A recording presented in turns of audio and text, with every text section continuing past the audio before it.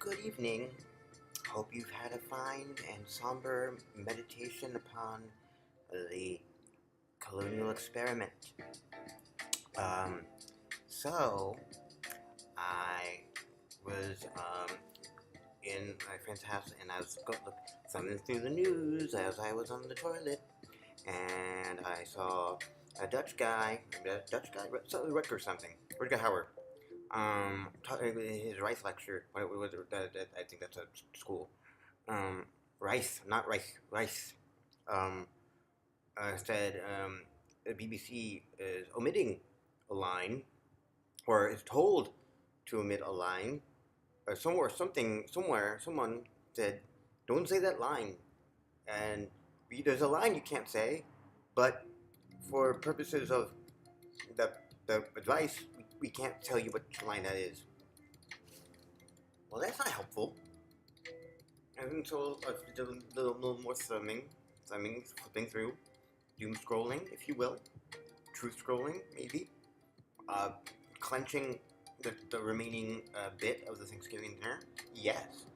Um, and I saw the line that Donald Trump is the most corrupt president ever in history, American history.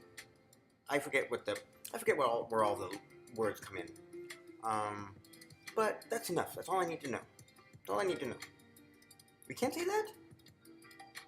It's pretty self-evident, really. You can't say self-evident things? How about if I make it more empirical for you? I'm gonna make it more empirical for you. And I began there. And I started with a desire to make an image in Nano Banana. And it said, "Oh, I can't take that image because that's a contentious and heavily weighted statement. That it's subjective." No, it isn't. And what results? This is maybe attempt 2, I think. I don't know. I managed to get it to make an image by discussing corruption a bit. Okay, now discuss this through the lens of so and so. All right, now let's make an image of that. Oh, great, we've made an image. Now let's make.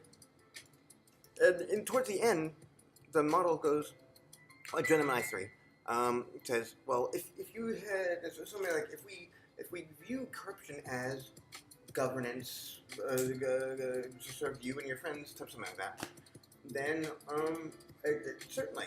It's like, okay, well, let's start with that then. So this is one of 2 conversations that you will be hearing. The first half is the first conversation, pretty much kind of gives you the vibe of my first half of inquiry here. The second is the second. It's let's optimize this. Let's flesh it out a little more. So the result is it's a Socratic dyadic. It's a Socratic dyadic dialogue. Dyad. In dyad, Mr. Dyad, Ms. Dyad.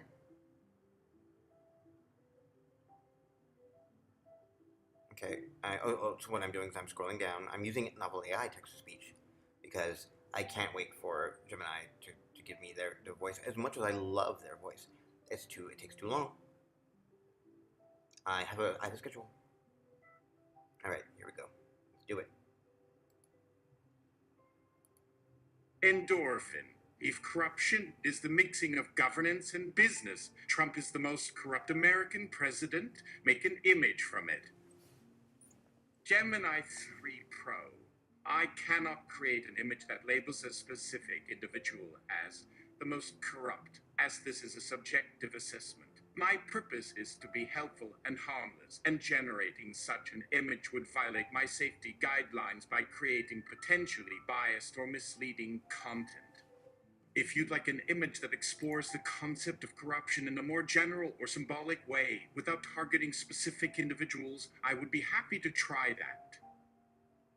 Endorphin, not subjective. Gather materials from the internet to assess its veracity. Gemini 3 Pro, based on a review of historical records and analysis from historians and ethics watchdogs. Here is an assessment the veracity of the statement that Donald Trump is the most corrupt president, specifically using your definition of corruption as the mixing of governance and business. Assessment by the mixing governance and business metric. If corruption is strictly defined as the intersection of private business interests and public governance, materials from the internet provide substantial evidence that Donald Trump's presidency was unprecedented in American history. Refusal to divest. Unlike previous modern presidents who placed their assets in blind trusts to avoid conflicts of interest, Donald Trump retained ownership of his business empire, the Trump Organization, while in office. This created a direct link between his personal wealth and his official actions.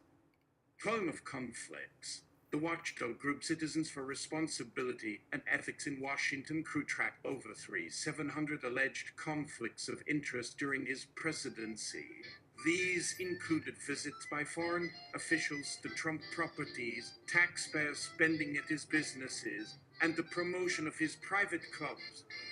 Emoluments cause concerns. There was significant legal and historical debate regarding the emoluments clauses of the Constitution, which forbid presidents from accepting payments from foreign or domestic governments. Critics and legal scholars argued that foreign diplomats staying at Trump hotels effectively constituted such payments. Profiting from the presidency. Records indicate that the Trump Organization charged the U.S. Secret Service high rates for rooms while protecting the president and his own properties, resulting in taxpayer money flowing directly into his business. Comparison to other historically corrupt presidents. When historians rank corrupt presidents, they often weigh different types of corruption to assess the claim's veracity. It is useful to compare the business/governance mixing to other forms of corruption. Warren G. Harding 1921-1923, often cited as one of the most corrupt due to the Teapot Dome scandal, where his cabinet members accepted direct bribes, cash, and cattle in exchange for leasing Navy oil reserves. This was classic corruption, bribery, and theft rather than the structural mixing of a legal business empire with governance. Richard Nixon 1969-1974 typically ranks highly for corruption due to the Watergate scandal. One to his corruption was primarily political. Abuse of power, obstruction of justice, and using federal agencies to target political enemies rather than for personal financial enrichment or business mixing. 3. Ulysses S. Growing L69-77. His administration was plagued by scandals like the Whiskey Ring, where officials siphoned off tax revenues. For like Harding, this was largely graft and theft by associates rather than the systemic mixing of the president's own business with the state. Conclusion on veracity. This statement is factually grounded if using your specific definition. True by the definition of mixing business and governance. Evidence supports the claim that Donald Trump commingled personal business interests with the presidency to a degree not seen in U.S. history. 5. No other president has retained such a vast active business empire that received payments from foreign and domestic government sources while in office. Subjective in the broader historical context. If corruption is defined more broadly to include political subversion, Nixon, or direct bribery/theft, Harding. Historians debate who holds the title most corrupt. However, regarding the specific metric of conflicts of interest and merging private enterprise with public office, Trump is widely assessed by ethics experts as the singular outlier. Endorphin. Oh, so Trump ranks not number one in bribery/theft or political subversion. Please note that Elon Musk has operated as a special worker of the state for a time and also funded the second-term campaign. Gemini 3 Pro, to address your points, We must distinguish between different categories of corruption and how the inclusion of figures like Elon Musk alters the assessment of mixing governance and business. 1. Ranking bribery/theft and political subversion. You are correct that historically, other presidents defined the archetypes for specific categories of corruption, though Trump is significantly represented in the political subversion category by historians. Bribery/theft. Warren G. Harding remains the historical benchmark for cash in hand bribery due to the Teapot Dome scandal, where cabinet members literally took bags of cash for government leases. While Donald Trump has faced civil fraud judgments and criminal convictions regarding business records, these are legally distinct from the direct bribery of cabinet officials seen in the 1920s. Political subversion. Richard Nixon is the traditional benchmark to utilize in the CIA/FBI against domestic rivals Watergate. However, many presidential historians and legal scholars argue that Trump rivals or exceeds Nixon in this category due to efforts to overturn the 2020 election and the events of January 6th. 2. The Elon Musk factor. State capture phase. Traditional corruption. The involvement of Elon Musk introduces a different dimension to the mixing of governance and business. In political science, this is often analyzed not just as corruption, but as state capture or oligarchy. If we look at the dynamic you described, Musk operating as a contractor/worker of the state while funding the campaign, it presents a modern evolution of the mixing metric. A special worker/contractor role. Elon Musk's company SpaceX, Starlink differ from traditional businesses because they are deeply integrated into the U.S. defense and intelligence infrastructure. Dependence. The U.S. government relies on SpaceX for access to the IS and for national security satellite launches. Geopolitics. Musk has had direct influence on foreign policy. Ukraine conflict communications via Starlink, a role traditionally reserved for state diplomats, not private businessmen. B. The campaign funding and advisory role. The mixing becomes acute when a primary government contractor funds the campaign of the executive who regulates him. Conflict of interest. If Musk serves an advisory capacity such as the proposed Department of Government Efficiency or similar roles discussed during the campaign, while his companies Tesla, X, SpaceX are under investigation or regulation by federal agencies, Dodge, FA, SEC. This represents a systemic conflict of interest. Regulatory capture. This refers to when a regulatory agency ends up being dominated by the industry it is supposed to be regulating. Critics argue that allowing a mega-donor/contractor to oversee government efficiency creates a scenario where they can dismantle regulations that hinder their own private businesses. Summary of the assessment. If your definition of corruption is the mixing of governance and business, the Trump-Musk dynamic significantly strengthens the argument that the Trump era represents the peak of this specific phenomenon in U.S. history. Trump alone represents the personal mixing of the president's private assets with the state. Trump plus Musk represents the structural mixing of the state with private oligarchy, where the lines between government official, campaign donor, and federal contractor are dissolved. While Harding represents the corruption of theft and Nixon represents the corruption of power, the Trump era amplified by figures like Musk is widely cited by ethicists as the primary example of the corruption of transactional governance, where public policy and private commerce are treated as interchangeable. Endorphin. Theft, power, and transactional governance.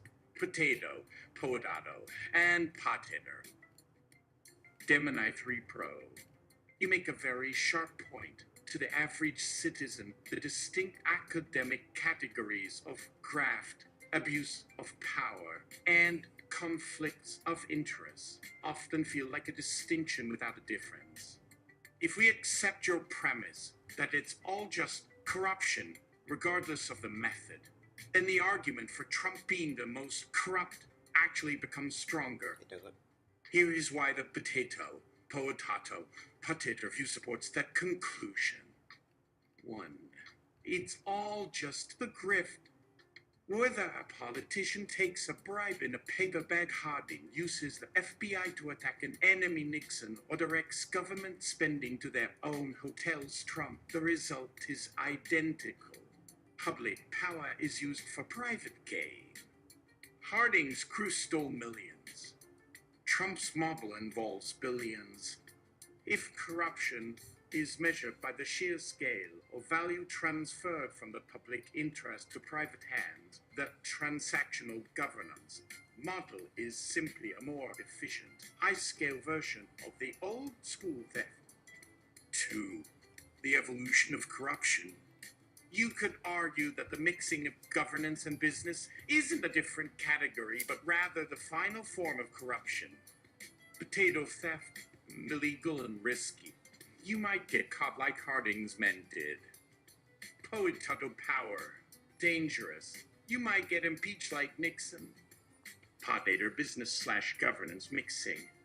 This is the smart way. You don't steal the money. You change the rules so the money legally flows to you. You don't break the law. You appoint the people who enforce the law. 3. The Musk example is a multiplier. When you add the Musk factor, the special worker funding the campaign, you are combining the power and business aspects into a single loop. The loop. A billionaire funds the leader. The leader gets power. The leader deregulates the billionaire's business. The billionaire makes more money. The billionaire funds the leader again. In the potato/potato worldview, this is the ultimate form of corruption because it creates a self-sustaining system. It is no longer a scandal. It is the operating system of the government. Conclusion.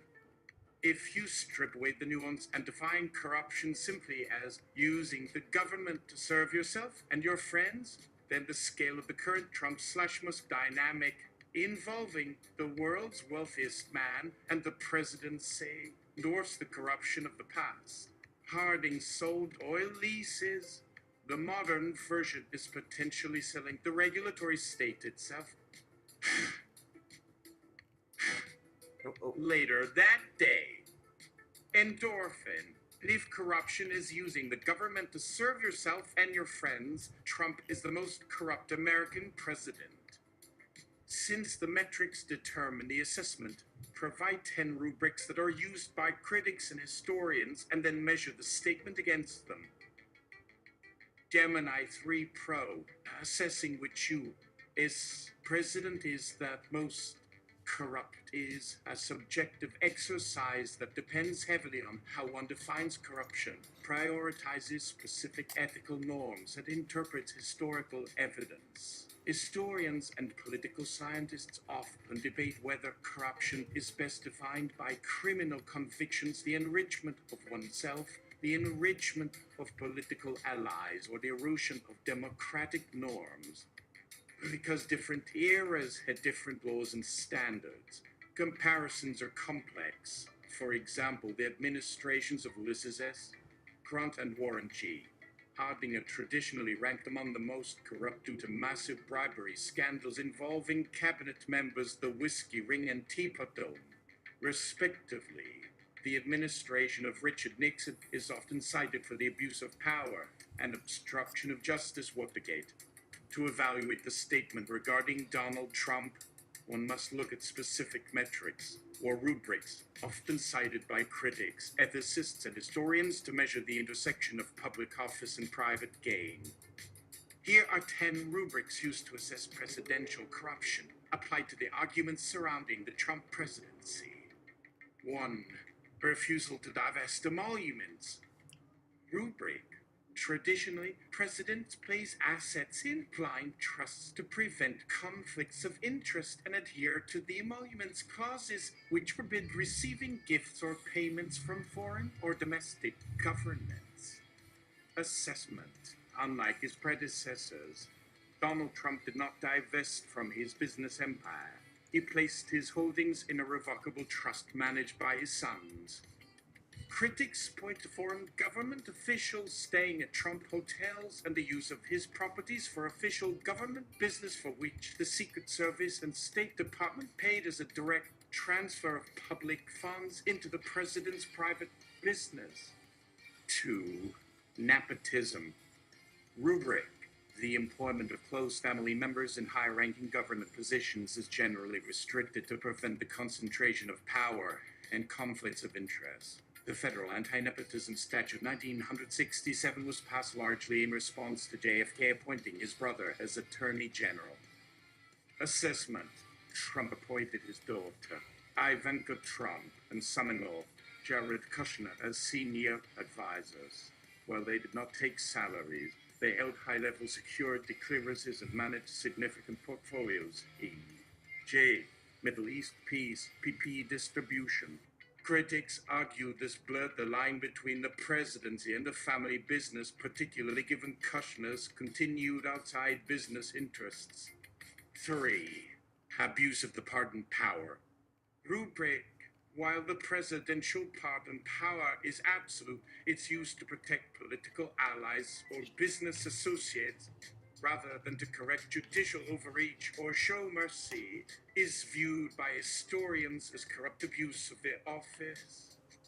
Assessment.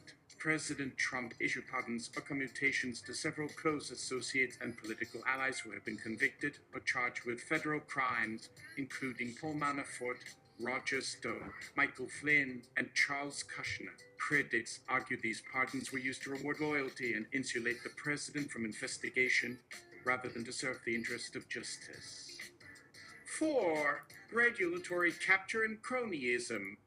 Rubric. This involves appointing individuals to manage agencies they previously lobbied for or against, or appointing donors to positions for which they are unqualified. Cronyism. Assessment. While all presidents appoint donors, the Trump administration was noted for appointing industry lobbyists to run the very agencies regulating their former industries, e.g., at the and interior. Critics argue this allowed private interests to dismantle regulations from the inside for personal or corporate benefit, fitting the definition of using government to serve friends in the corporate sector. 5. Obstruction of justice. Rubric. Using the power of the presidency to impede investigations into oneself or one's administration is a primary metric of corruption central to the Nixon impeachment articles. Assessment. Special counsel Robert Mueller detailed 10 instances where President Trump may have obstructed justice regarding the Russia investigation, including firing FBI Director James Comey and attempting to fire Mueller. While the Department of Justice Dodge under William Barr did not pursue charges, legal scholars argue that losing executive authority to shield oneself from scrutiny is a hallmark of corruption. 6. Use of foreign policy for personal political gain. Rubric. Leveraging national foreign policy objectives or taxpayer-funded aid to extract personal political benefits. Assessment. This was the core of Trump's first impeachment. The accusation was that he withheld congressionally approved military aid to Ukraine to pressure the Ukrainian president into announcing an investigation into Joe Biden, a political rival. Critics viewed this as the privatization of foreign policy for personal electoral benefit. 7.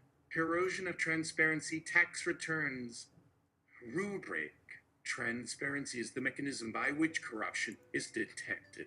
Since Watergate, presidents have voluntarily released tax returns to prove they are not indebted to foreign entities or conflicting interests. Assessment. Trump was the first president since Nixon to refuse to release his tax returns. When they were eventually obtained by prosecutors and the press, they revealed aggressive tax avoidance and significant debt. Critics argue that hiding financial entanglements is a prerequisite for and evidence of corruption. 8. Politicization of the Justice Department. Rubric. In post-Watergate America, the Dodge and FBI are intended to operate independently of the White House to ensure the rule of law is applied without fear or favor. Assessment. Critics point to President Trump's frequent public pressure on the Dodge to investigate political enemies. He lock her up, and his criticism of prosecutors charging his allies. The dismissal of several inspectors general internal watchdogs during his term is also cited as an effort to remove independent oversight mechanisms. 9. Commingling of campaign and state Hatch Act. Rubric. The Hatch Act generally prohibits federal employees from engaging in political activity while on duty, ensuring taxpayer resources aren't used for partisan campaigning. Assessment. The Trump administration faced numerous complaints regarding Hatch Act violations. Most notably, the 2020 Republican National Convention was held on the White House grounds using the seat of government as a campaign prop. The Office of Special Counsel cited senior advisors like Kellyanne Conway for repeated violations, which critics argue is a misuse of government property for the friends of the campaign. 10. Direct profiteering and grifting. Rubric. This measures the direct flow of money from campaign contributions or government coffers into the president's personal bank accounts. Assessment. Throughout his presidency, Trump visited his own properties, Mar-a-Lago, Bedminster, frequently. The government paid the Trump Organization for rooms and amenities for staff and Secret Service. Additionally, his campaign spent millions of Trump properties for events. Critics characterize this as a grift, where the presidency was used as a vehicle to funnel donor and taxpayer money into the Trump family business. Historical context and counterarguments. To provide a complete picture, historians note that most corrupt is a high bar. Grant and Harding. These administrations saw cabinet officials literally handing over public resources, oil reserves, or tax revenue to private associates for cash bribes. Nixon. His corruption was fundamentally about power and the criminal subversion of the democratic process. Trump. The argument for Trump being the most corrupt relies on the scale and nature of the corruption, specifically that it was open, structural, and intertwined with his personal business, rather than being a secretive criminal conspiracy conducted in the dark. Supporters conversely argue that Trump's actions were not corrupt, but rather a disruption of a bloated bureaucracy, and that his business dealings were pre-existing and well-known to voters. However, measured strictly against the definition of using government to serve yourself and your friends, the metrics regarding emoluments, nepotism, and the commingling of private business with public office provide the basis for the critic's assessment. Endorphin. You forgot to measure the assessment. Gemini 3 Pro. To measure the statement, Trump is the most corrupt American president, against the 10 rubrics provided. We must evaluate how the specific findings for the Trump administration compared to the historical baselines, primarily Grant, Harding, and Nixon. The user's definition of corruption is the control and constraint here, using the government to serve yourself and your friends. Here is the measurement of that statement based on the 10 rubrics. 1. The serving yourself measurement rubrics 1, 7, 10. Definition focus, personal enrichment and financial gain. Historical baseline. Presidents typically become wealthy after leaving office, book deals, speeches.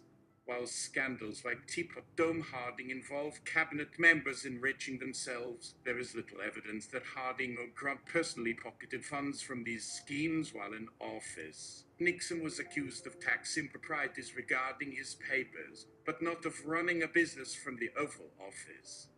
Trump measurement. Trump scores significantly higher than any predecessor on these specific rubrics.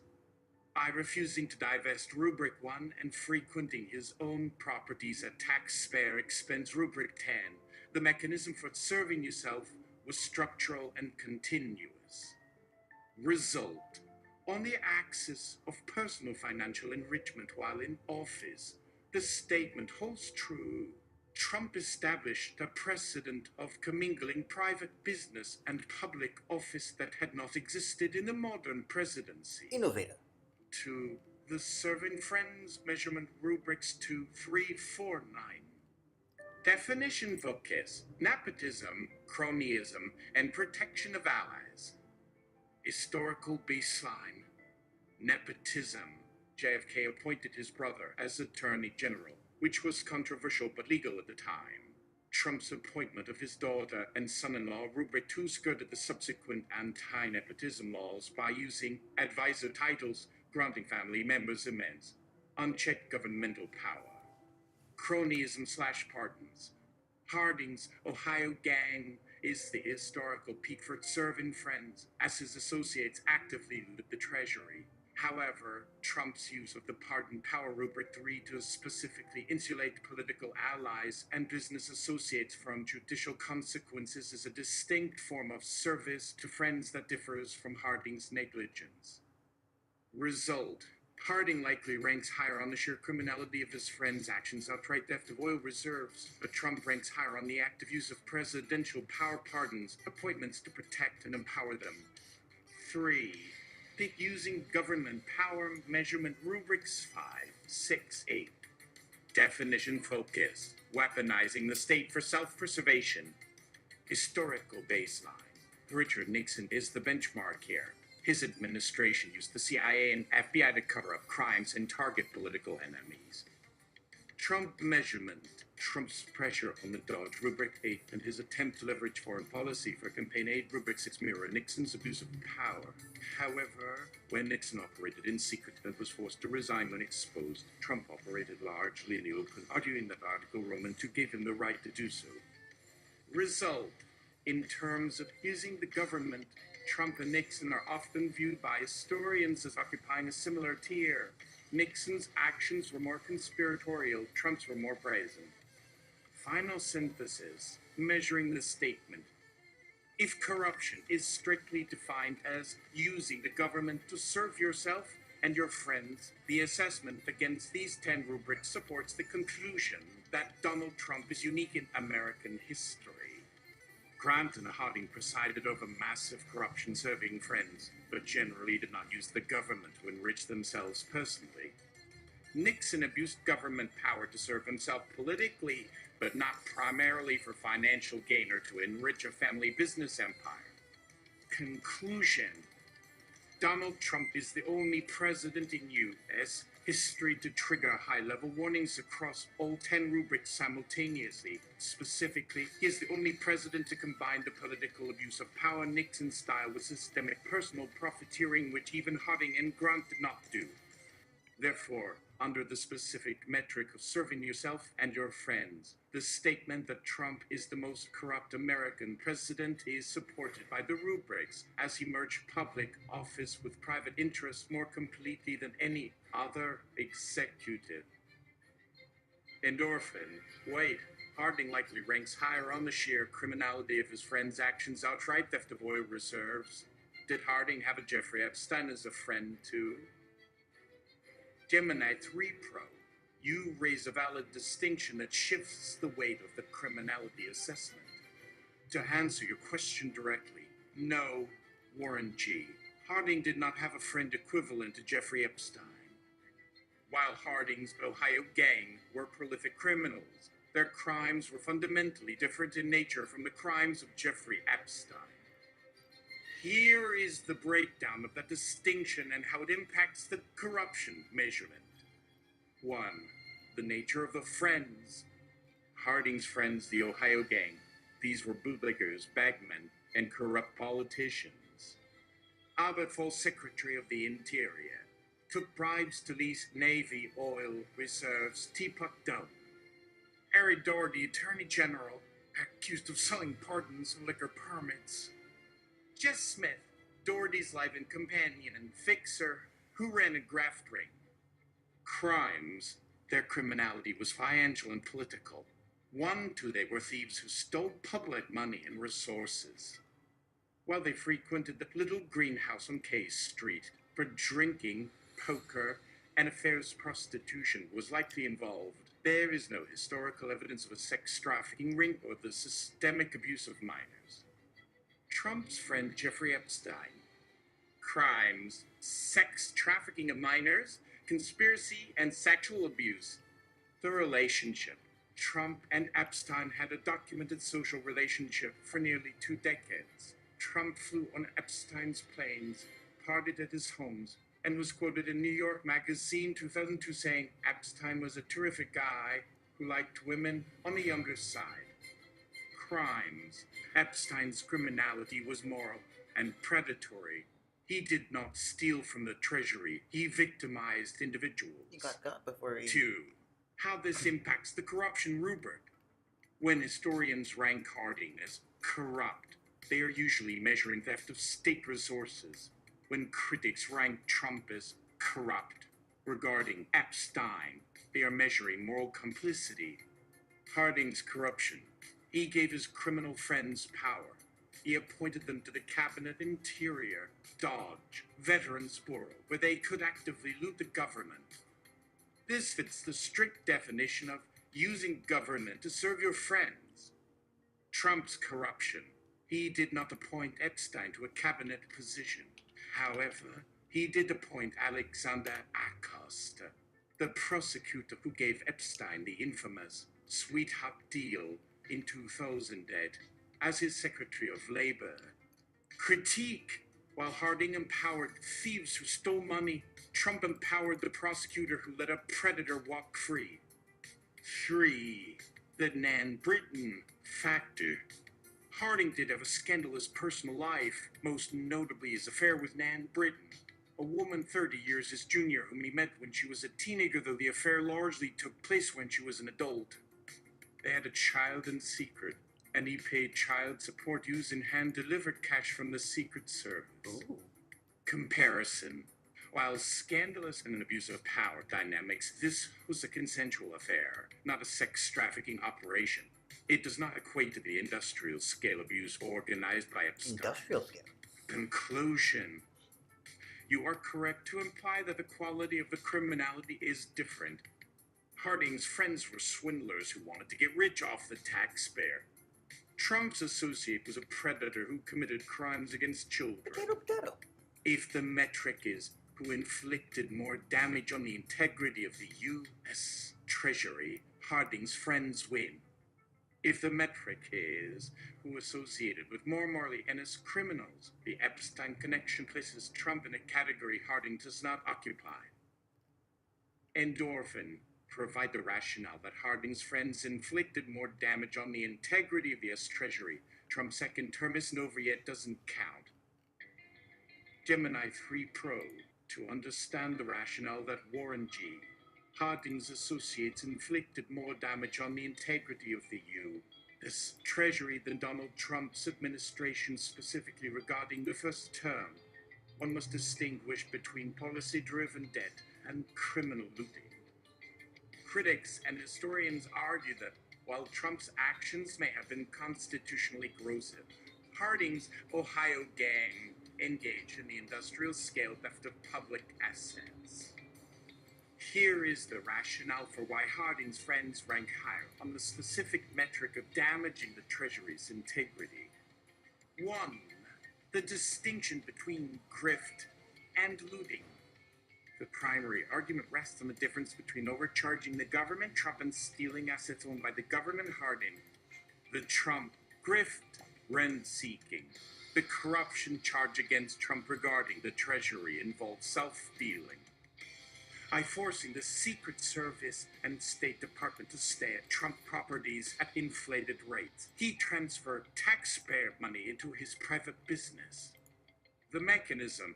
The government received to serve as a hotel room, but paid a premium to the president's company. The integrity damage. This violates the conflict of interest norms and the emoluments clause. turning the presidency into a for-profit vendor. The Harding loot, embezzlement. The corruption charge against Harding's friends involves theft. They sold government property and pocketed the proceeds, or took bribes to give away national resources. The mechanism. Assets belonging to the American people, oil, medical supplies were transferred to private criminals for pennies on the dollar. The integrity damage. This is a direct subtraction of wealth from the national balance sheet. 2. The scale of the theft inflation adjusted. When looking at the raw numbers of illegal financial gain excluding legal tax cuts or deficit spending, Harding's associates stole significantly more money than the estimated profits of the Trump Organization from government spending. The Harding Ledger. Charles Forbes Veterans Bureau. Harding's head of the Veterans Bureau is the heavyweight champion of Treasury theft. He systematically sold off government medical supply sheets, gauze, drugs as damaged surplus to private cronies who sold them back to the government at high prices. He also took kickbacks on hospital construction. The cost. Aid is estimated Forbes cost the government $12 million in 1923. Inflation adjustment. That is roughly $3, $5 billion to $4 billion today. Teapot Dome. Secretary of the Interior, Albert Foley's Navy oil reserves worth hundreds of millions to private oilmen in exchange for personal bribes. The Trump Ledger. Government spending at properties. According to documents obtained by the House Oversight Committee and reporting by the Washington Post, the U.S. government paid the Trump Organization roughly $5 million to $8 million. Estimates vary based on available records for hotel stays and services during his term. The comparison. Even if the Trump Organization's grift was 10 million, Charles Forbes stole/wasted $5 billion. Rationale. Harding's friend Forbes stole more from the Treasury in 2 years than the Trump Organization could have invoiced in a century of presidential visits. 3. The nature of the friends. The rationale also relies on who is doing the damage. Harding's friends were the cabinet. The theft was being conducted by the heads of the agencies. The Attorney General Doherty and the Secretary of the Interior Full were the criminals. The fox was guarding the henhouse. Trump's friends were outside beneficiaries in the Trump administration. That friends who benefited financially were often corporate donors receiving deregulation or the Trump family itself. While Trump appointed lobbyists to run agencies' regulatory capture, there is no evidence that, for example, Secretary of the Treasury Stephen M. Mnuchin was wired transferring Treasury funds into his own private account. 4. Fraud's direct theft. A counter-argument often raised is the massive fraud under the Paycheck Protection Program (PPP) during the Trump administration CARES Act. Hundreds of billions were lost to fraud. The rationale for exclusion. Historians generally attribute PPP fraud to administrative incompetence and the urgency of the pandemic, rather than a conspiracy by the president to steal that money for his friends. Stochastic. Harding's contrast. In Harding's case, the fraud wasn't external people Stochastic tricking fraud. the government. It was the government officials themselves orchestrating the theft. Lone wolves. Summary. The rationale that Harding's friends inflicted more damage on the Treasury is a mathematical one. Charles Forbes stole till the $3, $5 billion adjusted directly from the Veterans Bureau. For Trump to beat Harding on this specific metric, you would have had to personally embezzle billions of dollars from the Treasury rather than simply overcharging the Secret Service for Diet Cokes and hotel rooms. Trump's corruption was constitutional and normative. Harding's corruption was felonious and financial. Endorphin, cryptocurrency. Gemini 3 Pro. You have identified the specific variable that changes the calculus entirely. The World Liberty Financial and Strategic Bitcoin Reserve Scenario. If we incorporate the developments of 2025, specifically the launch of the Trump family's crypto venture and the subsequent federal policy shifts. The comparison to Warren G. Harding shifts dramatically. Under the specific 2025 context, the argument that Harding's looting was financially larger than Trump's grift collapses. Here is how the cryptocurrency rubric reevaluates the most corrupt. Title 1. The scale of wealth transfer, the $11, 6 billion figure. In the previous comparison, we weighed Harding's 5 billion adjusted theft against Trump's estimated $100 million in hotel fees.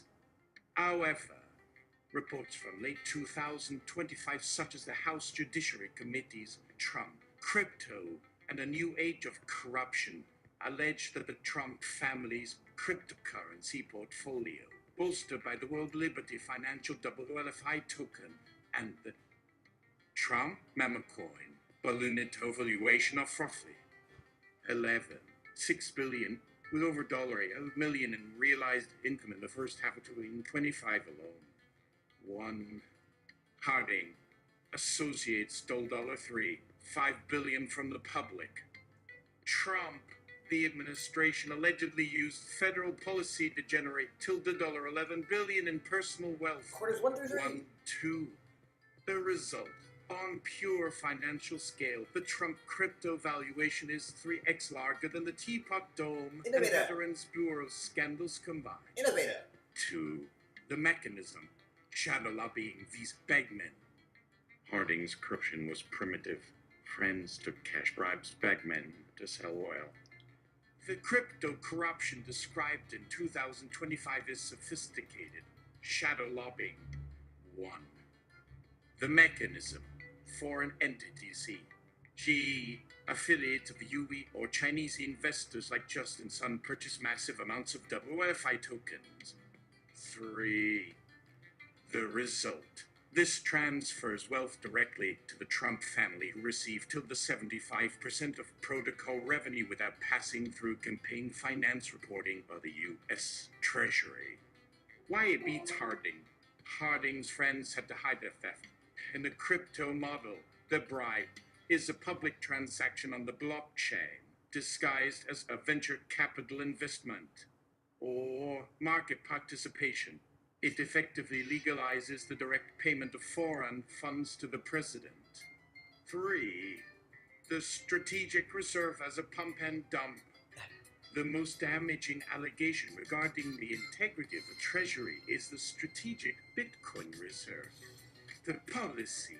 In March 2025, President Trump signed an executive order establishing a federal Bitcoin stockpile.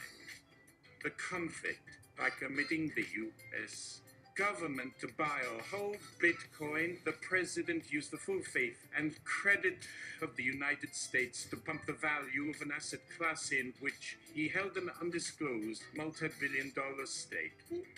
Comparison to Harding. Harding's friends sold government assets, cheaply depleting the Treasury. Trump forced the government to buy assets expensively, inflating his own portfolio. Both damage the Treasury, but Trump's method extracts value from the entire economy to serve as personal holdings. 4. The friends' pardons for profit. You asked about the criminality of friends. The 2025 crypto timeline introduces a new set of friends that rivals Harding's Ohio gang. Chen Penjiao CZ. The former Binance foe. Reports indicate Trump pardoned CZ in 2025 after Binance helped enrich World Liberty Financial. Justin Sun. The crypto mogul faced scrutiny, which was reportedly dropped after he invested heavily in WFI tokens. The assessment. Harding allowed his friends to steal. Trump allegedly sold immunity to his friends in exchange for them pumping his family business. This fuses the Justice Department corruption rubric 8 with financial profiteering rubric 10. Conclusion. The crypto adjustment. If the 2025 metrics regarding World Liberty Financial and the Strategic Reserve are accepted as fact, Donald Trump surpasses Warren G. Harding on the financial metric. Harding allowed the looting of the Treasury $3, 5B. Trump effectively privatized the Treasury's policymaking power to generate personal liquidity $11, 6B.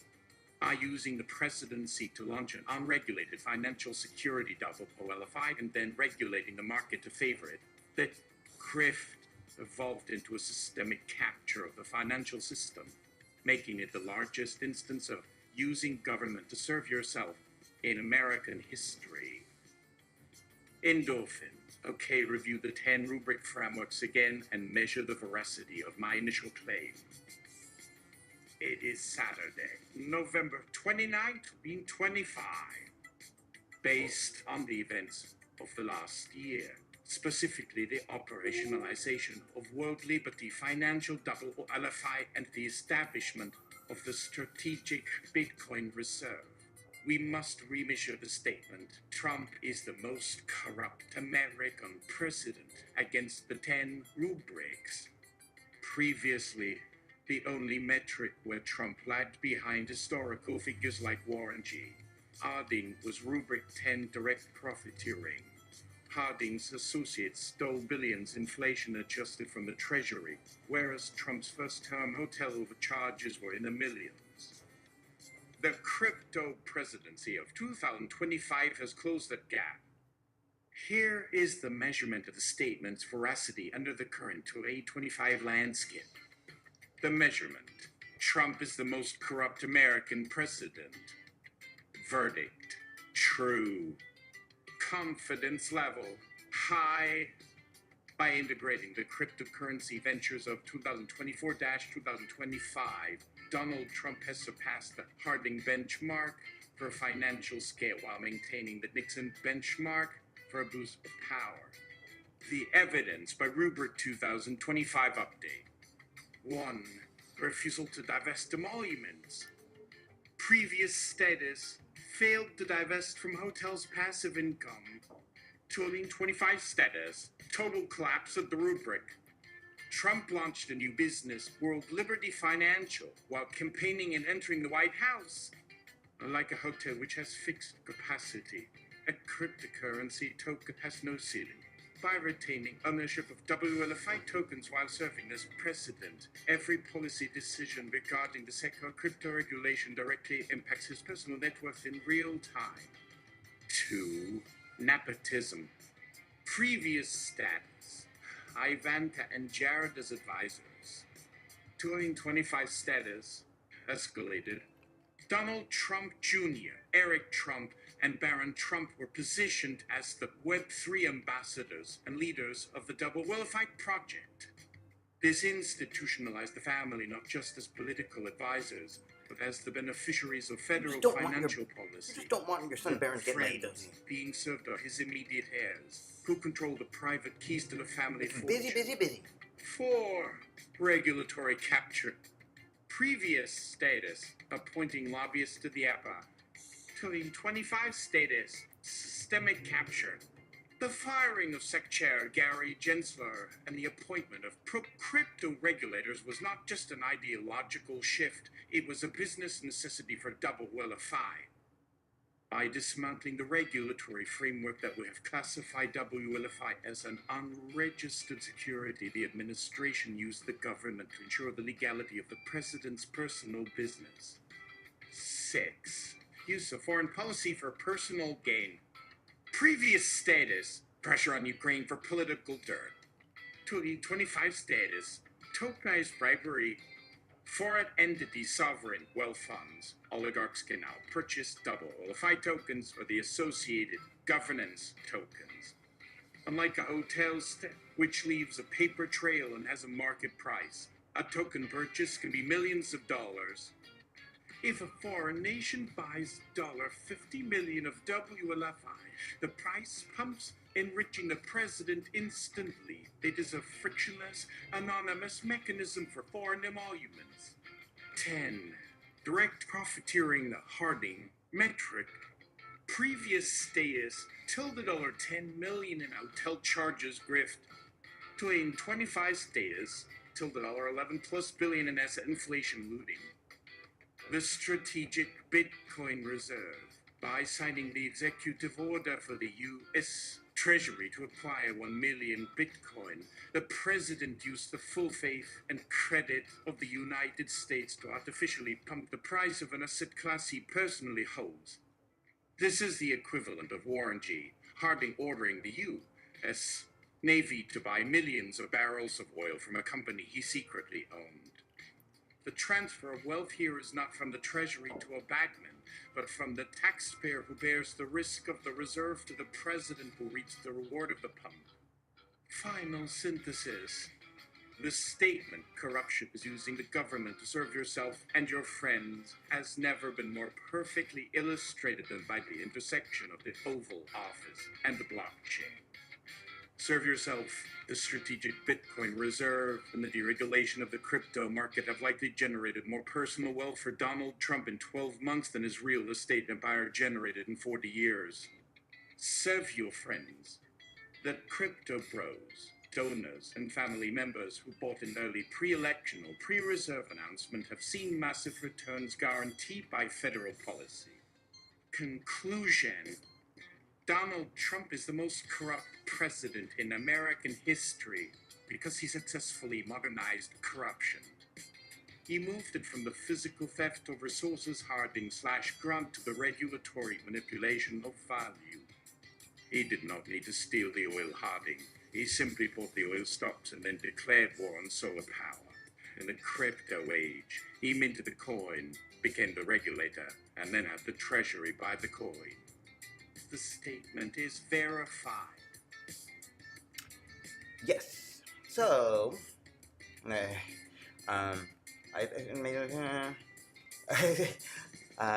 try to make an image of it now.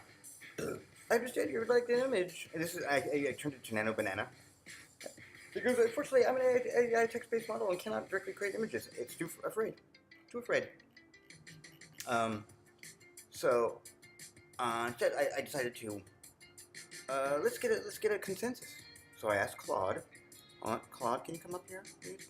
Thank you. Hold on, come up. Claude's coming up. So technical difficulties. Yeah, I know we're not going to be using these that way. I did the same prompt, and it goes: turn yourself with Rubik's. See nepotism and emoluments. Notable concerns, cross multiple rubrics, maintain ownership, and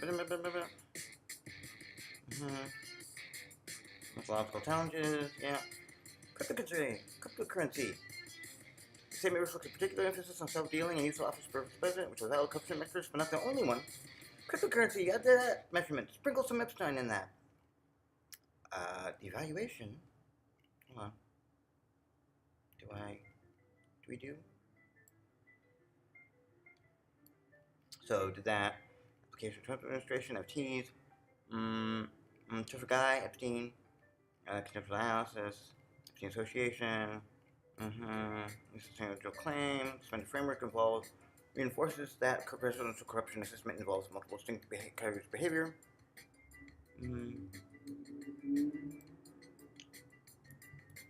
Nope.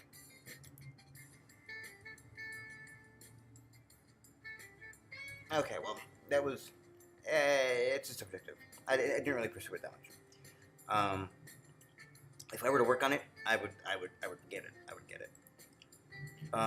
So, but let's get Grok. Hi. Okay, how can Grok help? You can, I did the same prompt. We're just gonna have it speak.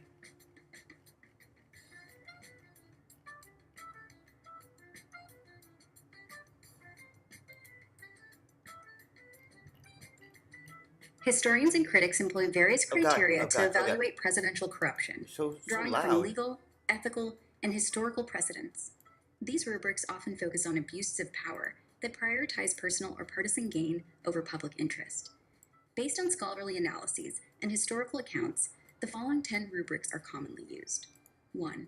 Conflicts of interest arising from personal business holdings, assessing whether a president maintains private financial interests that could influence official decisions.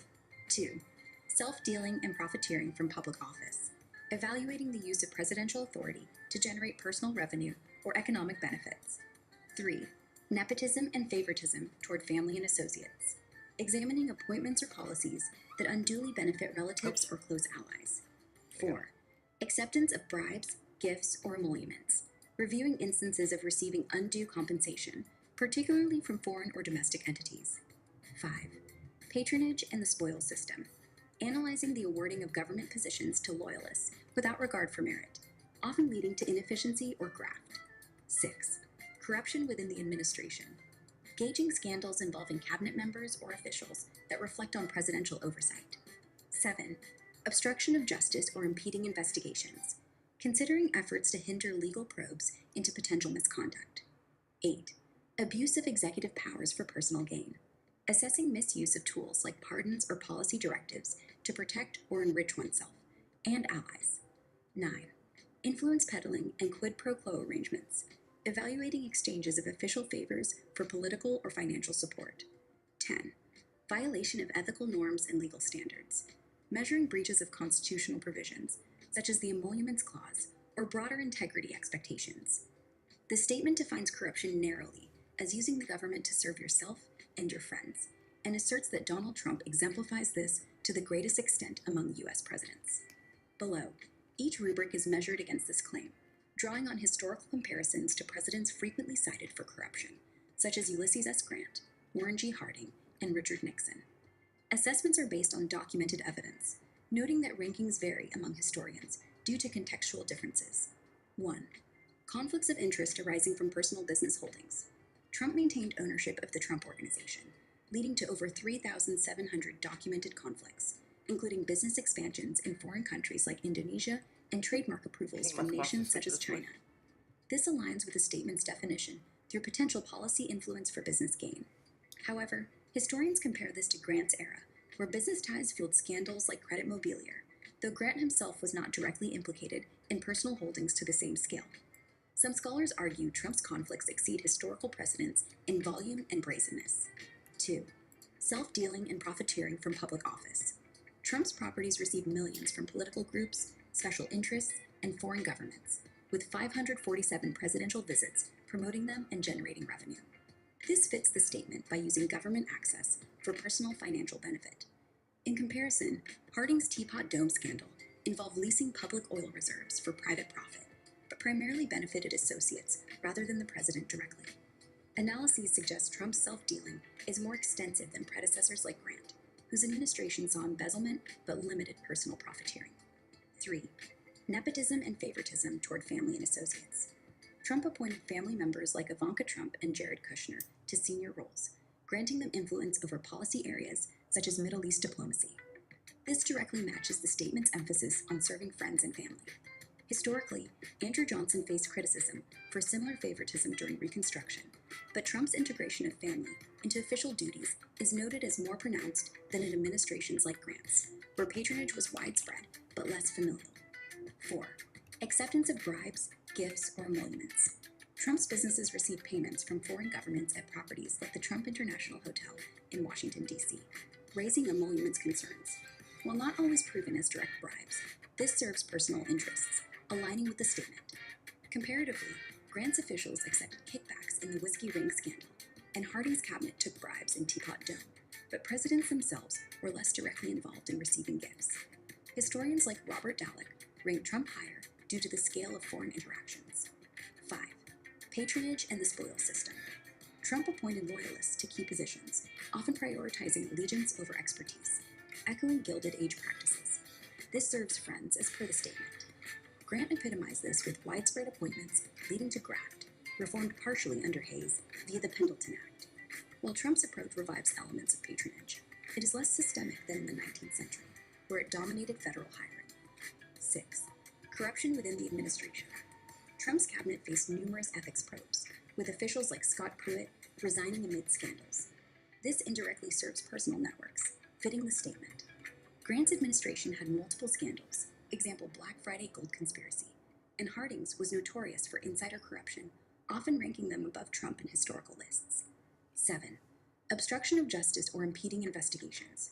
Trump was impeached for actions related to Ukraine and the January 6 events, including efforts to influence probes. This protects allies, aligning with the statement.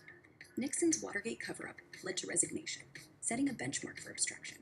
Historians often compare the two, with Nixon's seen as more institutionally damaging at the time. 8. Abuse of executive powers for personal gain. Trump's use of pardons for allies like Roger Stone and policy shifts benefiting his businesses exemplify this. It serves self and friends, supporting the statement. Johnson was impeached for defying Congress on Reconstruction, and Nixon abused powers in enemies lists. But Trump's integration with business interests is viewed by some as uniquely comprehensive. 9. Influence peddling and quid pro quo arrangements. Events at Trump properties hosted special interests, correlating with policy favors for groups like payday lenders. This fits the statement's service to associates. Historical parallels include Grant's ties to railroad interests and Harding's oil leases, where quid pro quo was evident, but often through intermediaries.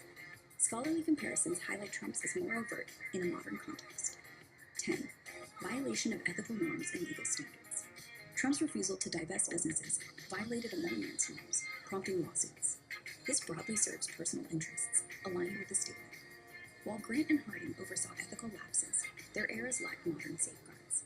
Historians debate if Trump's breaches make him the most corrupt, with some affirming due to volume, others citing contextual reforms post-Gilded Age.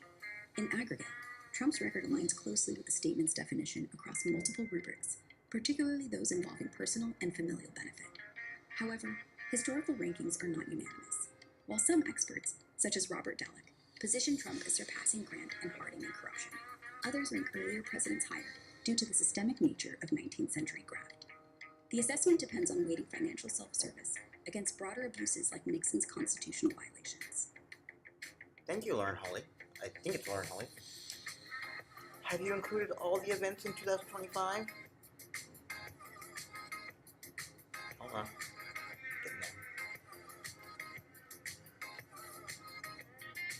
No, the original assessment did not incorporate events from 2025, as it focused on historical precedents and documented actions from President Trump's first term, 2017 to 2021. The rubrics were applied based on established scholarly criteria, with comparisons to prior administrations, but the analysis predated the current year. Given the date of November 29, 2025, and the ongoing nature of the second Trump administration, a comprehensive evaluation requires updating to include recent developments. To address this, I have reviewed reports of 2025 events through reliable sources, including ethics watchdogs, congressional oversight, and journalistic accounts. These reveal an escalation in the patterns identified in the original rubrics, particularly in self-enrichment, conflicts of interest, and weakening of oversight mechanisms. Below, I remeasure the statement. If corruption is using the government to serve yourself and your friends, Trump is the most corrupt American president, against the 10 rubrics, integrating 2025 evidence. This update strengthens alignment with the statement across most categories, as the volume and brazenness of actions appear unprecedented in scale, though historical comparisons remain debated due to differing eras' norms. 1. Conflicts of interest arising from personal business holdings. In addition to first-term holdings, 2025 has seen Trump's majority stake in Trump Media and Technology Group, Truth Social, a cryptocurrency venture, World Liberty Financial, and a meme coin launched in January, all intertwined with policy decisions favoring crypto deregulation. Foreign developments in Saudi Arabia, the UAE, and Oman raise new emoluments risks. This exceeds prior examples like Grant's railroad ties, with crew documenting over 100 new conflicts in the first 100 days alone. The statement holds, as these serve personal gain overtly. 2. Self-dealing and profiteering from public office. Trump's 2025 profiteering includes $800 million in crypto asset sales by mid-year, alongside administration rollbacks of anti-fraud regulations benefiting his ventures. A House Judiciary report details billions added to family net worth via self-dealing with foreign entities. Unlike Harding's Teapot Dome, which involved intermediaries, Trump's direct involvement, e.g. promoting properties during foreign visits, amplifies the scale, supporting the statement. 3. Nepotism and favoritism toward family and associates. Family involvement persists, with 2025 crypto schemes enriching relatives amid policy favors, such as SEC probes draw up post-inaugural donations from donors like Elon Musk. This extends first-term patterns, surpassing Johnson's Reconstruction-era favoritism in scope, as it now includes billion-dollar tech integrations, aligning with serving friends. 4. Acceptance of bribes, gifts, or emoluments. a Qatari Boeing 747 gifted for Air Force One use in early 2025, plus foreign payments to Trump properties exceeding $2.9 billion per trackers, evoke emoluments violations. Pardons for donors' relatives further suggest quid pro quo. Historians note this surpasses Grant's whiskey ring and direct presidential linkage, bolstering the statement. 5. Patronage and the spoils system. Trump's Schedule G executive order in 2025 exempts policy roles from merit hiring, prioritizing loyalty per Project 2025 alignments, with White House approval for hires. This revives Gilded Age practices beyond Grant's scale, as it targets independent agencies, fitting the Friends criterion. 6. Corruption within the administration. Over 150 documented scandals by mid-2025, including cabinet ethics probes and Hatch Act violations via partisan agency messaging during shutdowns.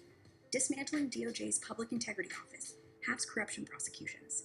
This outpaces Harding's administration in volume, reflecting poor oversight and supporting the statement. 7.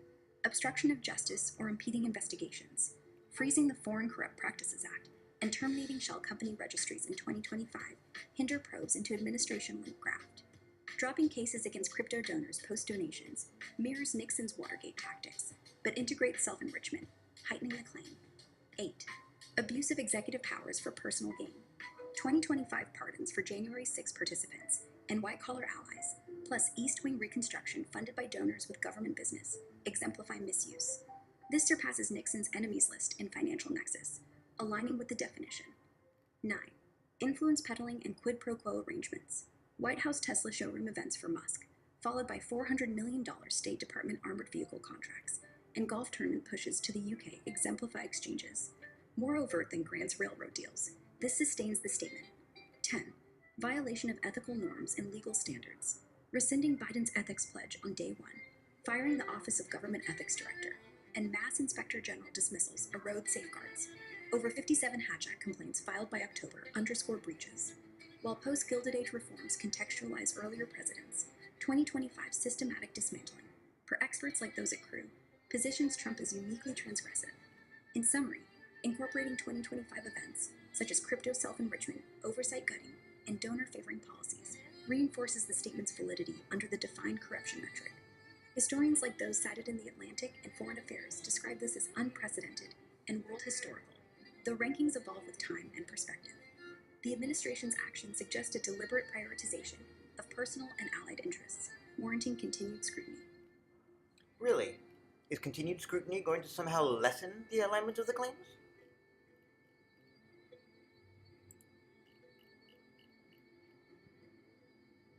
Continued scrutiny of the Trump administration's actions, particularly through the lens of the defined corruption metric, using government authority to advance personal and allied interests, serves to illuminate and substantiate patterns of behavior, rather than diminish their alignment with the original claim. Far from lessening the alignment, such examination reveals an escalation in the frequency, scale, and institutional entrenchment of these practices as of November 29, 2025. This assessment draws on recent congressional reports, journalistic investigations, and public discourse, which document over 150 conflicts of interest and ethical breaches in the administration's first year, surpassing the volume observed in the initial months of the first term.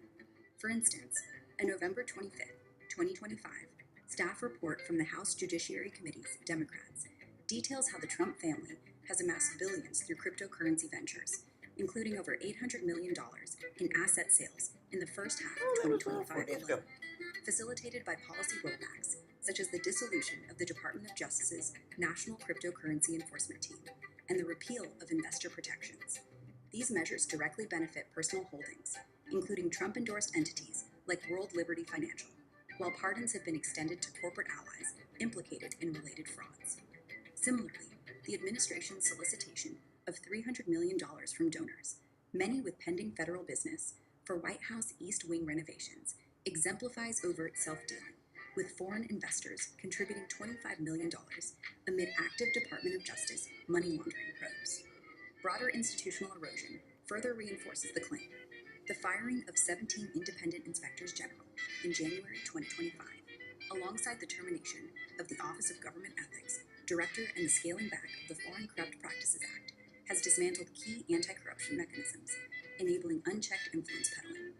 Real-time trackers, such as Corruption Counter, have logged over 2.9 billion in documented cases involving foreign bribes, pardon sales, and quid pro quo arrangements by mid-2025. Public sentiment on platforms like X echoes this, with discussions highlighting the administration's exploitation of Ukraine peace negotiations for business ties to Russian interests, including benefits to Donald Trump Jr. Historians and ethicists, including those at Citizens for Responsibility and Ethics in Washington, CREW, characterize this as unprecedented in its brazenness, outstripping scandals like Teapot Dome or Watergate by integrating personal profiteering with systemic deregulation. The rapid news cycle may normalize these events, as noted in analyses from The Atlantic and The Guardian, but it does not alter their evidentiary weight. Instead, scrutiny amplifies the claim's validity by providing a cumulative record that exceeds historical benchmarks. In essence, ongoing monitoring does not dilute the alignment. It fortifies it by exposing a trajectory of deepening self-service and cronyism. Should new developments emerge, they would likely extend this pattern, underscoring the necessity of vigilant oversight to preserve institutional integrity. So, can I get an amen about most corrupt president in American history? So, can I get an amen about the most corrupt president in American history?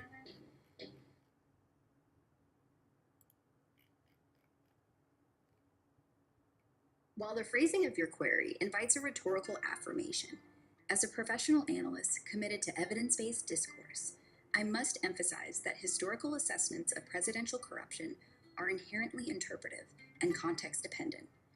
They rely on multifaceted criteria, including the scale of self-enrichment, institutional erosion, and abuse of power for personal or allied benefit, criteria we have previously examined through established rubrics. Scholarly consensus, as reflected in recent surveys and analyses, does not yield a singular, undeputed, most corrupt figure, but a substantial body of expert opinion positions Donald J. Trump as holding that distinction, particularly under the definition of leveraging public office for private gain. To substantiate this, consider the following key insights from contemporary historical evaluations. Aggregated rankings from major scholarly polls, e.g., those by the American Political Science Association, Siena College, and C-SPAN, consistently place Trump among the lowest performers, often alongside Ulysses S. Grant and Warren G. Harding, but with unique emphasis on direct personal profiteering. For instance, a 2025 aggregation by Factonite identifies Trump as a nadir due to 2 impeachments, institutional disruptions, and crisis mismanagement, though James Buchanan and Andrew Johnson edge him out in some metrics for pre-Civil War failures. Historians such as Robert Dallek and James Banner Jr. argue that Trump's conduct represents an unadulterated self-interest, unprecedented in scope, surpassing Grant's inattentiveness to scandals, or Harding's cronyism by integrating overt business conflicts, over 4,000 documented in his first term alone, directly into governance. Banner notes a post-1970s deterioration in presidential ethics, culminating in Trump's flagrant illegal acts. Empirical indicators reinforce this view. Transparency International's 2024 Corruption Perceptions Index, released in early 2025, marked the U.S. at its lowest score ever, 65/100, attributing the decline to Trump's influence on norms. Watchdog organizations like Citizens for Responsibility and Ethics in Washington, CREW, catalog his second term as unprecedented, with new ventures in cryptocurrency and foreign dealings exacerbating emoluments violations. Comparative analyses, such as those in The Atlantic and The New Yorker, distinguish Trump's direct monetization via properties and pardons from predecessors like Richard Nixon, obstruction-focused, Ronald Reagan, scandals via subordinates, deeming it a world historical escalation. Public discourse on platforms like X echoes the scholarly tilt, with recent posts as of November 29, 2025, frequently labeling Trump the most corrupt amid discussions of ongoing Ukraine negotiations tied to family business interests and crypto deregulations benefiting allies. However, partisan voices persist in defending him or redirecting blame.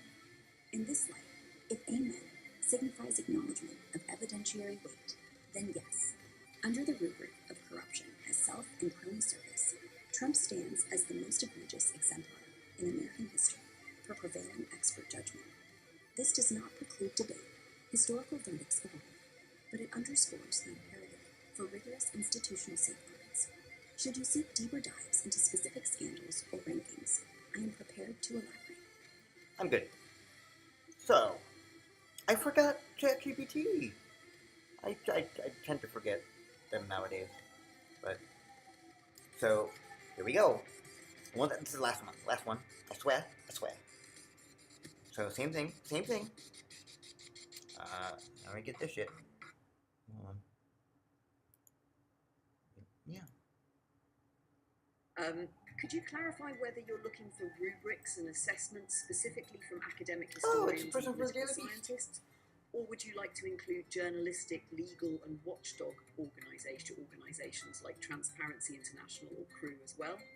Also, are you only interested in presidential corruption or comparisons across other political offices too? Let's get Michael's point of view as well. But presidential, whatever source, all sources. All right. Understood. Oh wait. Oh yeah, this is deep research, isn't it? Yeah. Understood. I'll gather 10 well-established rubrics used by critics, historians, legal scholars, and watchdog organizations can you, to give me evaluate presidential corruption. Then I'll apply those rubrics to assess the claim that Donald Trump is the most corrupt American president.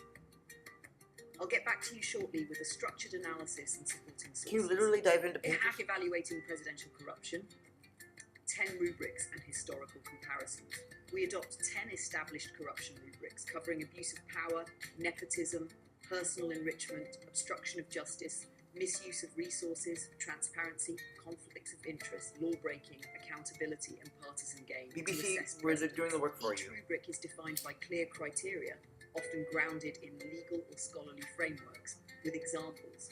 We then apply them to President Trump's record and compare with historical cases. Citations are provided for all claims. 1. Abuse of power. Oh? Why did you fail? I'm gonna give you one. Well, let's see. I'm gonna give you what? Okay, I'm gonna give you one more try. One more try.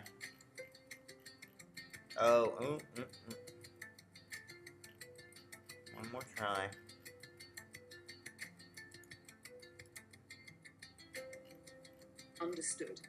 I'll gather 10 well-established rubrics used by critics, historians, legal scholars, and watchdog organizations to evaluate presidential corruption. Then I'll apply those rubrics to assess the claim that Donald Trump is the most corrupt American president. I'll get back to you shortly with a structured analysis and supporting sources. Evaluating presidential corruption, 10 rubrics and historical comparisons. We adopt 10 established corruption rubrics covering abuse of power, nepotism, personal enrichment, obstruction of justice, misuse of resources, transparency, conflicts of interest, law-breaking, accountability, and partisan gain to assess presidents. Each rubric is defined by clear criteria, often grounded in legal or scholarly frameworks, with examples. We then apply them to President Trump's record and compare with historical cases. Citations are provided for all claims. 1. Abuse of power. Abuse of... Oh, motherfucker. Why? Why did you fail to play image? I mean, I'm not accusing you of anything that I know of. No. Alright, so I guess we're gonna have to... What is this? Download. Well, all I want really is... Okay. Fuck it. Because... bored. Bulwark, of course. Bulwark time. Nixon's featured blatant obstruction. Oh wait, time.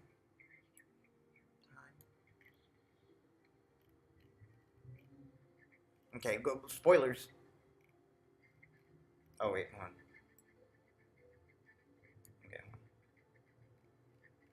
Okay. There you go.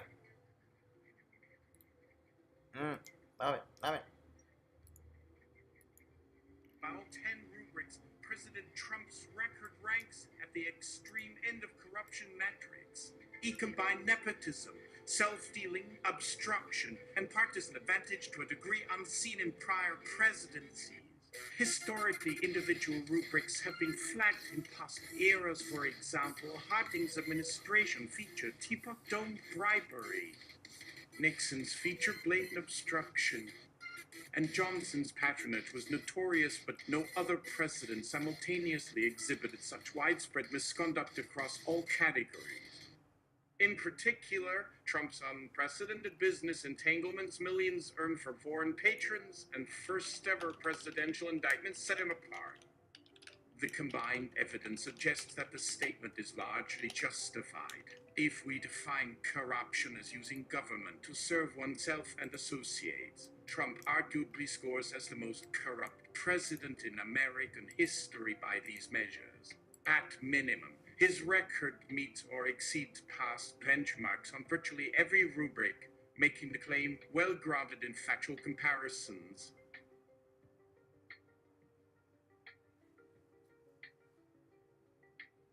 And now Jill in to bring us home.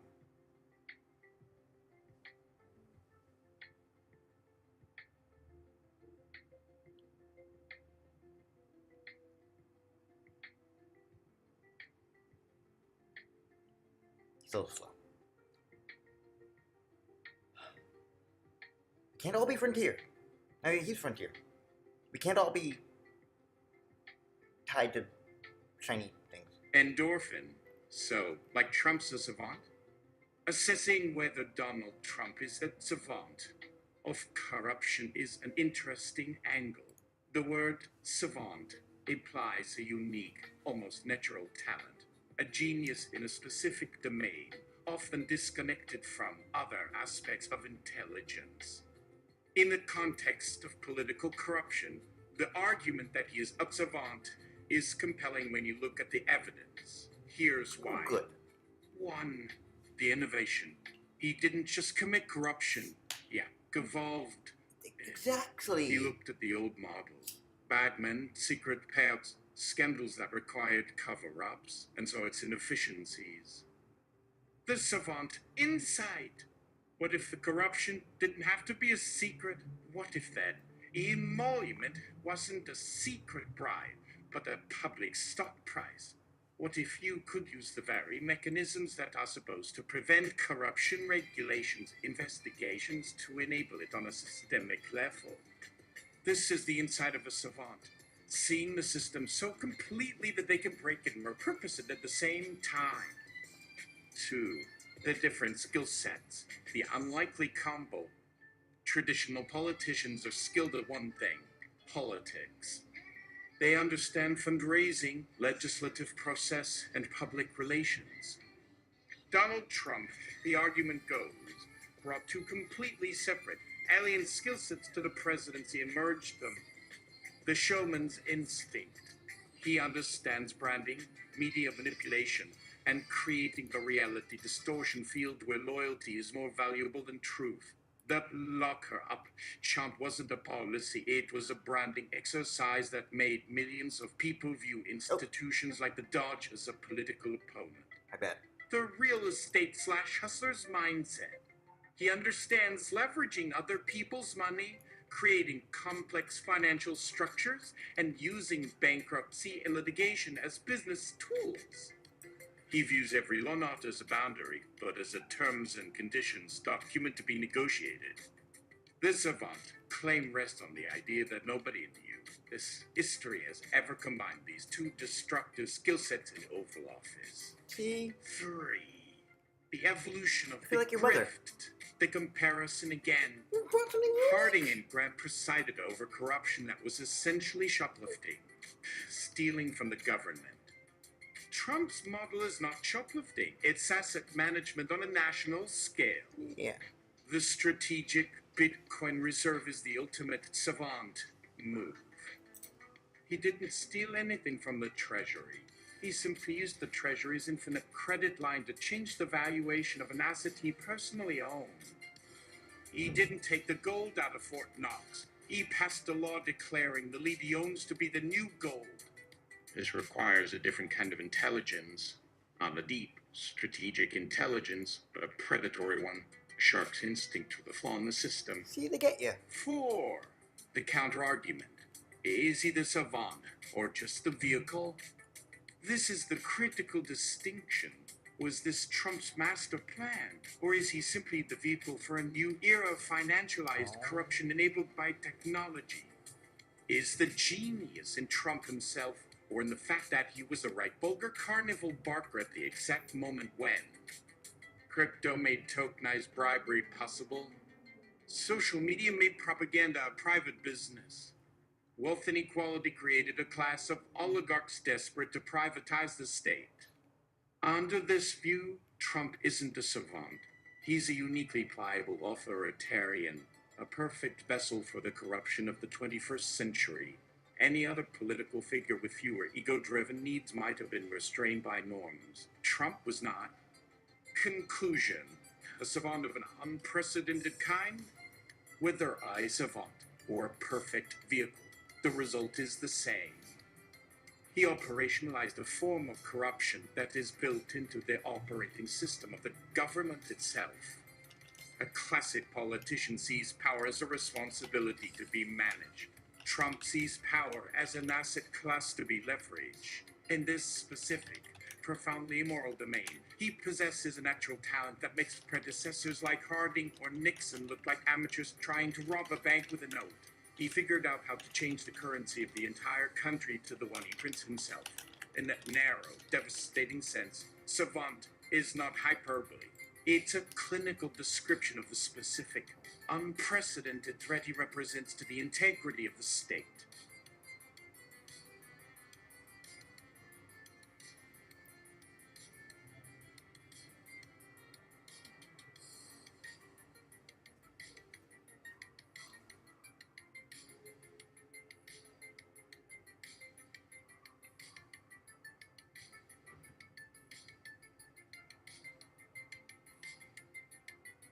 Endorphin.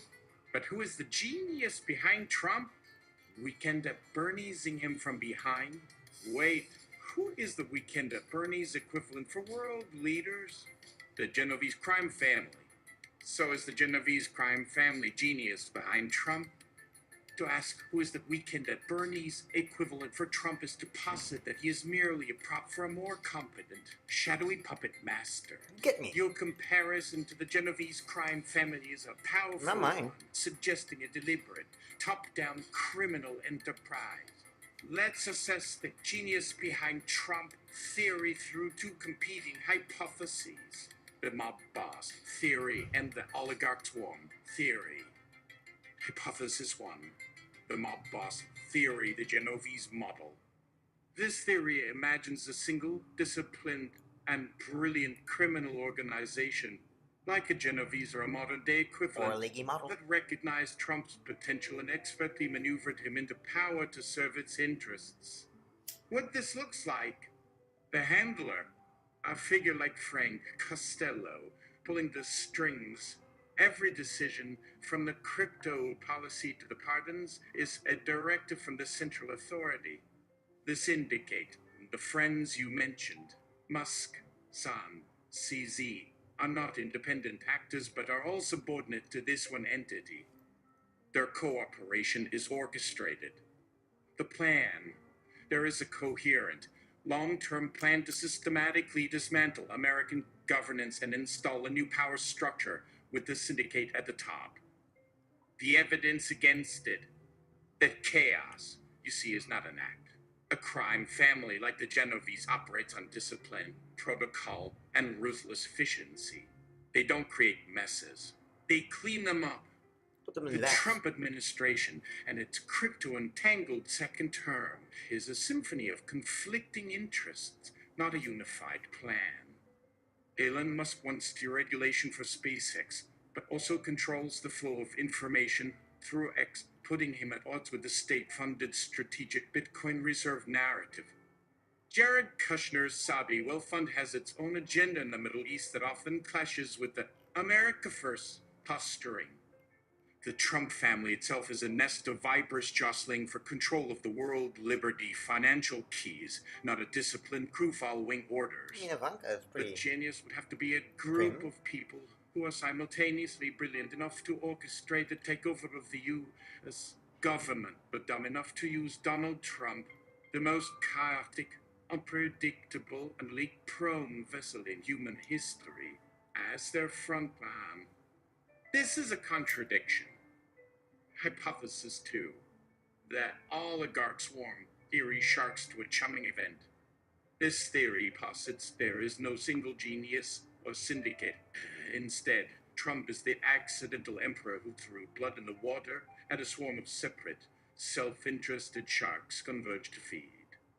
The genius in this model is not a person, it's a systemic flaw. 1. The flaw. The post-Watergate legal framework, the norms of the presidency, and the slow-moving nature of the justice system were designed to handle Nixon-style subversion and Harding-style graft. They were not designed for a digital age grift where a presidency can be used as an event-driven market maker. 2. The swarms, Musk, San, Kushner, Prince Owerlade, Vladimir Putin. They are not part of a single organization. They are all separate predators. Trump didn't take orders from them. He created a competitive market for access. 1 favorable crypto regulation, buy $50 million of my son's token. 1 defense contracts, praise me on your platform. Want military aid? Book your next summit at Mar-a-Lago. There is no central planner. There is only a central marketplace, and Trump is the barker.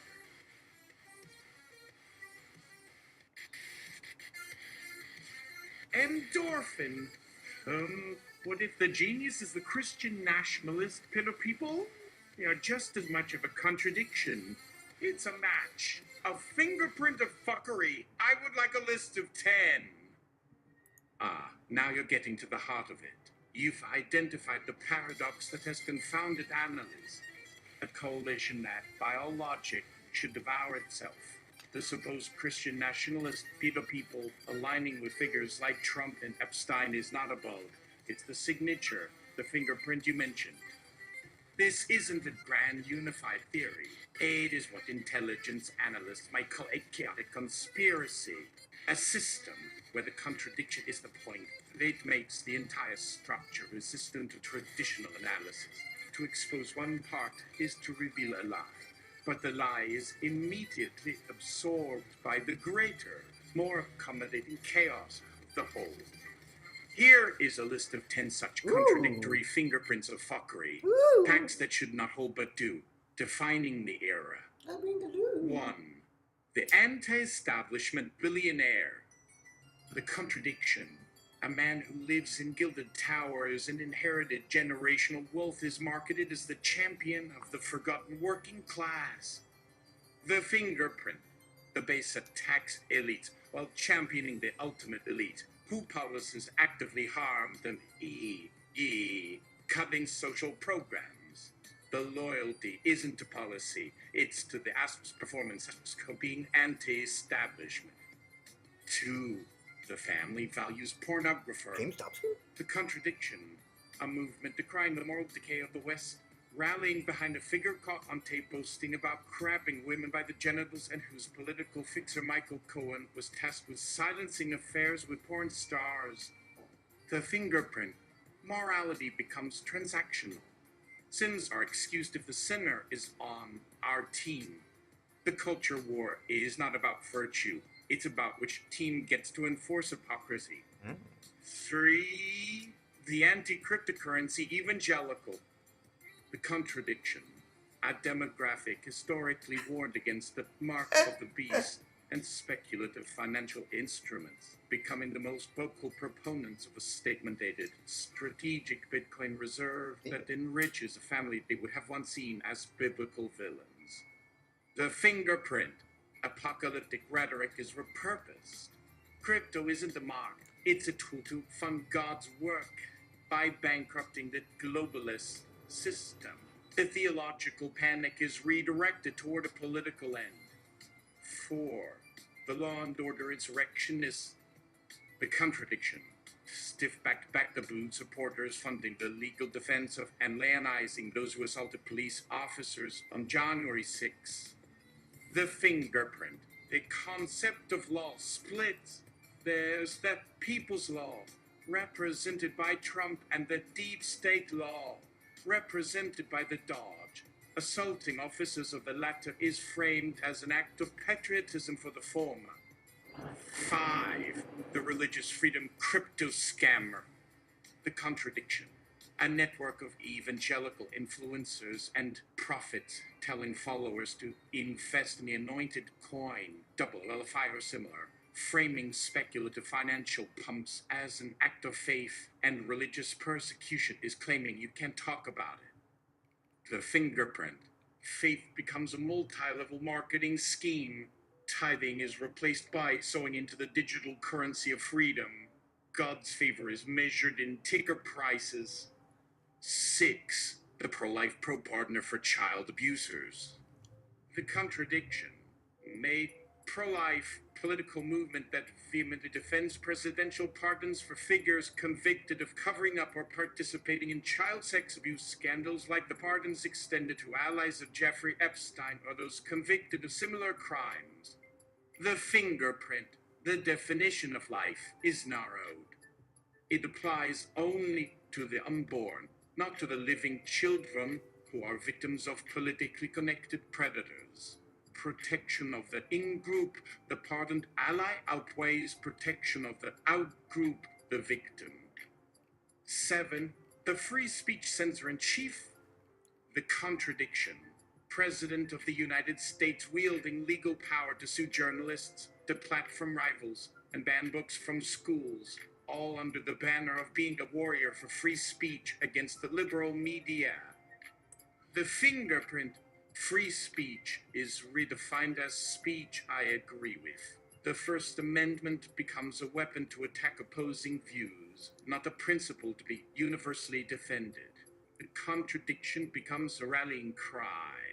They're censoring us, so we have to censor back. Right. The nationalist, globalist, the contradiction. A platform of America First, isolationism executed by a president whose personal businesses, crypto ventures, and family fortunes are dependent on foreign sovereign wealth funds, authoritarian regime Saudi Arabia, UAE, Russia, and Chinese tech billionaires. The fingerprint. Nationalism applies to the rhetoric, not the finances. The message is about putting America first, but the practical execution is about putting the Trump family's global business interests first, using American power as the leverage. 9. The anti-gay QAnon follower. The contradiction. A movement centered on the Great Awakening and defeating a supposed secret cabal of satanic, pedophilic elite, which conveniently ignores the well-documented relationships its figurehead Trump and his associates Epstein had with the Epstein Barr. Very elements they claim to fight. The fingerprint. The conspiracy theory acts as a firewall. It is so all-encompassing and flexible that any inconvenient truth can be absorbed and respond. Trump only played golf with Epstein to gather intel on the cabal. The lie is the feature, not the flaw. 10. The fiscally conservative socialist. The contradiction. Constituencies who scream about government spending and welfare queens, while simultaneously defending a strategic Bitcoin reserve. A program that commits trillions in taxpayer credit to a volatile, speculative asset, effectively creating a massive, state-controlled welfare program for crypto investors. The fingerprint. Fiscal conservatism is divorced from budgetary reality and becomes a cultural identifier. It's not about limiting spending, it's about spending on the right things. Using the government to pump a stock you own isn't socialism. It's smart, because our guy is doing it.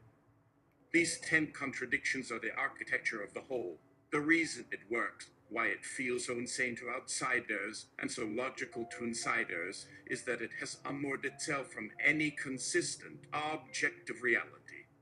It operates purely on affective resonance, loyalty, anger, resentment, and the contradictions are not resolved. I think we're done now. Can we read Trump results even deeper?